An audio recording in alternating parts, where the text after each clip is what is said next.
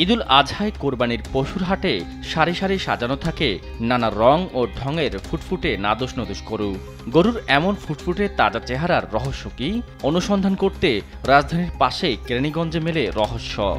গরুকে steroid injection দিতে ব্যস্ত এই খামারেই।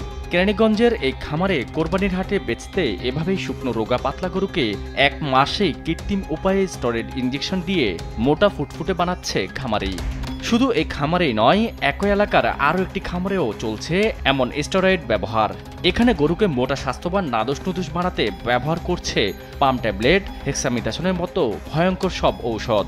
এর ব্যবহারের অল্প দিনে মোটা তাজা হয় আপনার শখের কোরবানির গরু, যা কদিন পরে কোরবানি করে খাবেন আপনিও। খামারিরা জানান, গরুকে এসব ভয়ঙ্কর ইঞ্জেকশন দিয়ে মোটা করলে নাকি কম সময়ে বেশি লাভ হওয়া যায়, অথচ তারা চিকিৎসকের পরামর্শ না মেনেই কোরবানির ঈদকে সামনে রেখে গোপনে চালিয়ে যাচ্ছে এমন অপতৎপরতা। একটু ইঞ্জেকশন দিলে মনে করেন যে সুস্থ হয়, বা ট্যাবলেট আছে খাওয়াই দিলে দেখা যায় একদিন দুদিনের ভিতরে ঠিক হয়ে যায়। আরও বেশ কয়েকটি গরু খামারে গিয়েও দেখা মেলে একই ভয়ানক চিত্র, যেখানে দিনে দুপুরে চলছে গরু মোটা তাজাকরণের কাজ। এসব গরুই নাদোষ নুদোষ ভেবে আপনারা কিনবেন কোরবানির পশুর হাট থেকে।